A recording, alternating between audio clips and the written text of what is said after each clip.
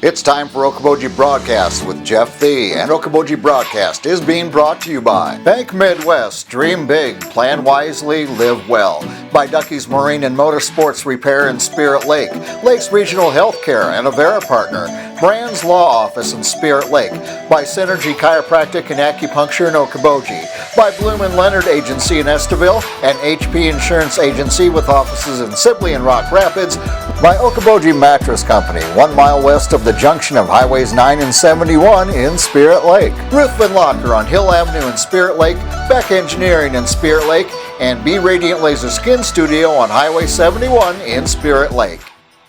Welcome to Okoboji Broadcast, everybody. So glad to see you. Another cool day here in Northwest Iowa. It's going to warm up again. We know that. We're from this area. It just always does that. We've got State Senator Zach Whiting from Iowa's 1st Senatorial District here with us today. And Senator, welcome. And you're in your home yet, but you've got a brand new office you've kind of worked up, don't you?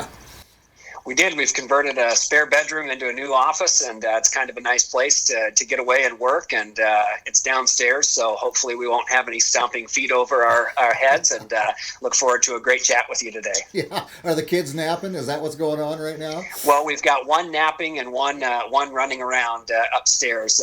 He's quiet right now, so we'll see how that goes during the course of the discussion today. Oh, excellent. Well, hey, let's start off by talking. I just noticed that State Representative John Wills posted he had signed a petition to federal lawmakers that was opposing any federal bailout of states. Now, do you feel a federal bailout of state budgets would be counterproductive like John did, rewarding states that maybe haven't dotted the I's and crossed the T's and made poor financial decisions, and that's at the expense of states that have been financially responsible? Yeah, I would agree with Representative Wills. We've done a great job in Iowa at having a sound fiscal house, and that was in the good times and now in the bad times. We don't know what the impact to our revenues is going to be in the short term and in the midterm, and that's going to have a big impact on what our budget will be, for example, going into next year. But right now, I don't think it's wise for the federal government to bail out state budgets. We had $1 billion or more that will come into the state of Iowa as part of the CARES Act that will help us respond to the immediate needs of the coronavirus, things like testing and the assistance to businesses and things like that were displaced, and workers that were displaced, unemployment and things. But to go all the way, as some in Congress are suggesting, to bail out state budgets for just regular everyday budget decisions unrelated to a pandemic, I don't think is wise. I don't think is a good precedent. We can't print our way out of this or borrow our way out of this. The federal government has this idea that they have an unlimited printing press and an unlimited borrowing authority. Right. And we're somewhere well north of 23, 24, maybe $1 trillion. Who knows where we'll be at the end of all of these coronavirus bailouts. At some point, we'll have to pay the piper for that. And when it gets built in our federal budget, some 85 to 90% of our federal budget is already spoken for through mandatory expenditures. And a big part of that is the services that we have to pay on the debt that we have. Right. That's not sustainable going forward in the long term, and it doesn't give federal lawmakers a great deal of discretion to spend. Sometimes, maybe 10 or 15%. So all of that to say, I don't think it's wise. I think it would be unjust, and I think it would reward states that aren't doing a good job, like Iowa, in keeping their fiscal house in order. And so I would encourage our federal delegation and certainly every lawmaker in the Congress to be very careful going forward. And it would be unequitable frankly, it would. To bail out states like New York and California. That's probably where most of the money is going to go, and they're probably the governors that are most calling for this. Our governor isn't calling for that. We don't need it. We don't want it. But it frankly would be unfair to go to the other states as well. Exactly. Well, and how big of a piece of the puzzle is it to get Iowa back to its full speed, full strength with the economy? Because we've got a few businesses that have reopened, but the longer people are out of work, those businesses are going to start drying up too, because people won't be able to afford to go shop anyway. Yeah, that's a great question.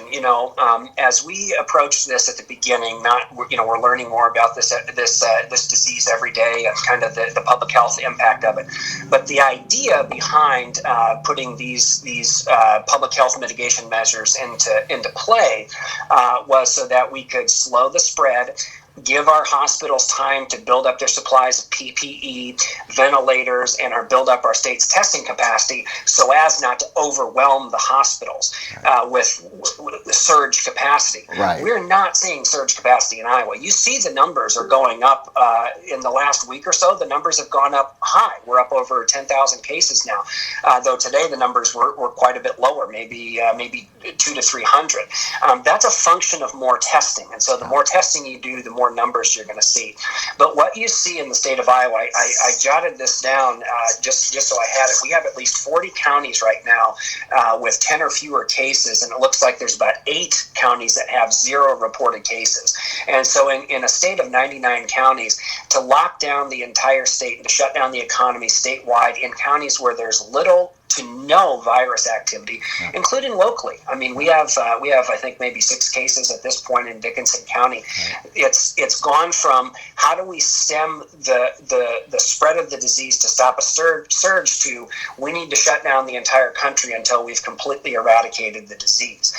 There's a lot of things that we could stop by forcing people to stay in their homes. We'd never have another drunk driving death in the country if we did that. But that is a serious affront to our personal liberties. And I think in all of this, as we're trying to balance, is how do we balance the ability for people to make decisions for themselves, to live their lives, to work, to raise, to build a business, to work, to put food on their table? How do we balance that with the public health? And I think there's a lot of people that are concerned right now that we have gone too far in infringing on those personal decisions under the guise of the public health. And frankly, if we were in a different situation, I mean, if the numbers of New York City and Manhattan in particular were spread across the entire population of 300 million people across all 50 states, that would be one thing. But we have counties in the state of Iowa that have no reported cases. We have 40-some counties with less than 10 or fewer cases, and we have 6 cases here, and a handful of them are tied to a packing plant up in Worthington, as I understand it. What we need to do is we need to look at the hot spots. Those 77 counties that the governor has opened up, we have 22 counties right now that maybe we could call them hot spots. And there's some packing plants that have significant numbers of cases, and we see a lot of cases, sadly, in our long-term care facilities. That's where we need to focus our effort, our public health mitigation strategy efforts in those countries, in those counties. Right. People need to be smart. They need to be prudent. I have asthma, so I am at risk for having serious complications if I get it. Right. I will continue to maintain those strategies. I wear a mask when I go out. I don't go out that often. I take the kids for a walk and I play in the yard. That's my choice. And so let's let people make those decisions for themselves. But we have to get the country back open. We have to get the economy back open because, I don't know if it was in your question or if it was sort of what I heard, sort of an implicit undertone is that this is serious and there are businesses that will dry up and not come back. And that is something that's going to have far longer term and serious consequences. It's that whole thing is the cure going to be worse than the virus. It could be if we're not careful. So I applaud the leadership of the governor in opening up part of the economy and part of the state in 77 counties. We've got to get a lot more of the state open, and we've got to get it open fast. Yeah, and part of public health is mental health, and there's a lot of people who aren't working. I'm related and married to one right now that is absolutely just gnawing at the bit to be able to go back to work. And it's tough on an individual. When you're used to working, you're used to being productive, you're used to being useful. To have that taken away from you depletes your morale. It does and it can, and I hear that from a lot of people. I've tried in some of our previous interviews, and as well as when I just talk to people about this in general, is I've spent a lot of my life looking at the negative and the bad side of things. I'm trying to see the positive in this, and so having the opportunity in our case where we can have two spouses stay and work from home and have our children at home, we're in a very fortunate situation. There's a lot of people that may not be in as fortunate a situation as that. And then, frankly, as you said, there's just a lot of people that just want to be productive and get out and work, and all of those are good things. And you're exactly right. We need to be sensitive to those needs. I have spoken to mental health professionals in this area in Northwest Iowa who do have some serious concerns about the impact that this is going to have on people's mental health, as you said, but also those mental health delivery services. And this is mental health. If you before the pandemic hit, if you were to travel around the state of Iowa, and particularly my district, mental health would have been one of those top issues that we discussed, and we were on the march to pass a bill to find a way to sustainably fund mental health services, to expand those services, because it was a need before a pandemic, and it's going to be probably a critical need going forward. So to all those people out there who are itching to get out, I sympathize with you.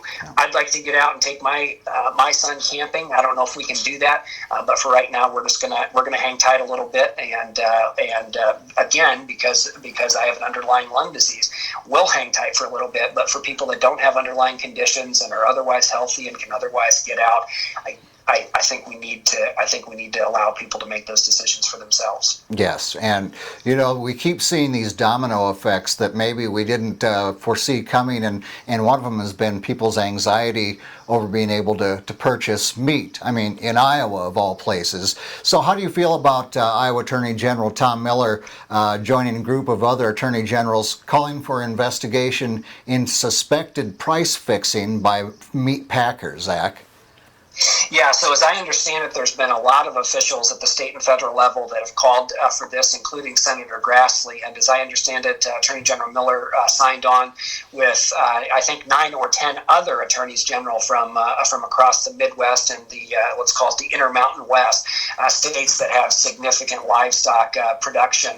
And I am in a district that has a significant number of livestock producers in one of the top livestock producing states in the country, and one of the top livestock producing countries in the world. Right. And this has a serious and real impact here. And so I read an article maybe today or maybe the day before, one of the major state outlets, probably the Des Moines Register, I just don't remember which, and they talked to a manager at one of the plants, and they gave a reason for maybe why the cattle future prices are different than the prices on the shelves. And an investigation, all that would do is just look into that and determine if what they're saying is true, or if it's maybe not.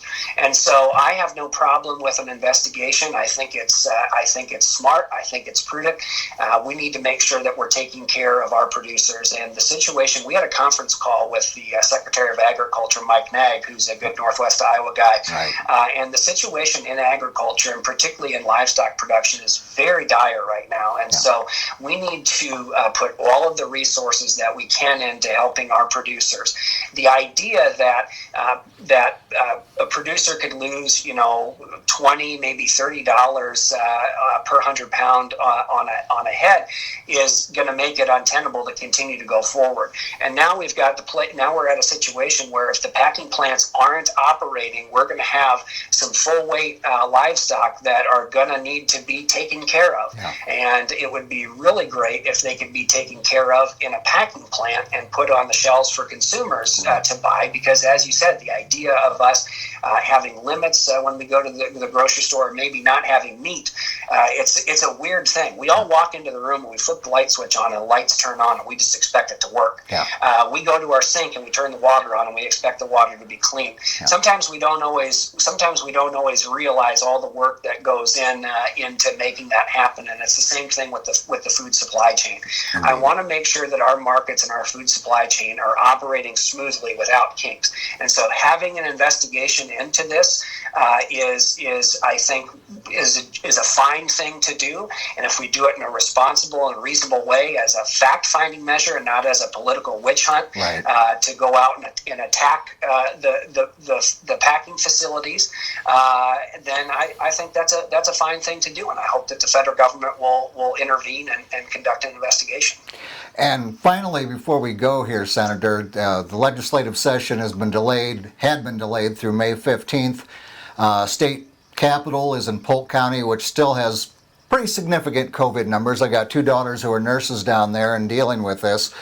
If it's delayed again beyond the 15th, what are your options, if nothing else, to pass a budget prior to when it would take effect on July 1st? Sure. Well, I happen to know those two daughters that are on the front lines, and thank you to both of you, gals, for what you do. And I have an aunt who's a nurse on the front lines as well, and we thank you for all that you guys do. The fact that the numbers in Polk County are still high, and that's one of the hot spots, I think, is a significant factor of why we have delayed the legislative session a couple of times. And as you said, May 15th is the sort of the end point for the current delay that we're under. But another serious consideration is we don't have a full understanding of the scope of the impact to our revenues. That the money that comes in, that's how we build our budget going into the next fiscal year. And so at the end of the fiscal year, being at the end of June, the 1st of July, before we left, I think it was wise that we passed a continuing resolution that would allow the state government to stay open for an additional 2 months into July and into August if we aren't able to make it back before then, and I hope we will. But in the event that we get closer to July or August or September and we haven't been able to get back yet, that really constrains us in what we can get done, and probably the longer that we go, it limits us more to a focus almost exclusively on the budget. And I would hate to see that happen, because we have a lot of really good policy that we were working on and leading on in the Iowa Senate, and I'd like to see a lot of that policy advanced. But our majority leader has said, he said it publicly and he said it privately with us, the closer we get to July, August, and September without coming back into session, that narrows and limits the policy that we can do. So I'm hopeful that by the middle of May, or certainly by the 1st of June, things will slow down enough. One, because that's what we want to see. We want to see a slowdown in the spread, and we want to see people get back to their lives, but also so that we can get back and finish our job. I can't remember who said this to me, but I thought it made me laugh. They said, the only time I feel good is when the state legislature is done for the year. And I'd say there's probably a lot of people that share that sentiment. But then at the same time, we hear people that say, well, why aren't you there? Why aren't you doing your job? Right. We're doing our jobs. It's just in a different way. It's from home. It's through FaceTime and Zoom meetings and phone calls. We're still doing our job every day. I work 7 days a week, a lot of hours. I think my wife and kids probably wish I spent a little more time with them. And so we're working hard to do our job and help people out as best we can. But sooner or later, we're going to have to get back, exactly as your question was. We've got to get back. We've got to look at the budget. And I think those two things, once we see the numbers in someplace like Polk County, where the capital is, go down, and when we have a firmer understanding of what the revenues will be, and use that to build our budget off of. The last thing I want to do is rush and pass a budget and then have to go back like November and cut because we didn't have as much money coming in as we thought. I don't like the policy of passing budgets and then cutting them in the middle of the year. Yeah. Democrats have done it, Republicans have done it. I think it's wrong. So everybody should just be patient, slow down. Let's get this right rather than get it done quick. And hopefully, though, we'll be down there in Des Moines soon. All right. Well, Senator, I thank you for taking a few minutes with me and your candor, and also for your continuing to work 6-7 days a week for the people here in the 1st Senatorial District in Iowa. And you and your family stay safe, please. You too, Jeff. Thanks again, and thanks to all the viewers out there. And if you do have any questions, feel free to get a hold of me. Very good. Our guest has been State Senator Zach Whiting from Iowa's 1st Senatorial District. We thank him for being with us. We thank you for watching us right here on Okoboji Broadcast.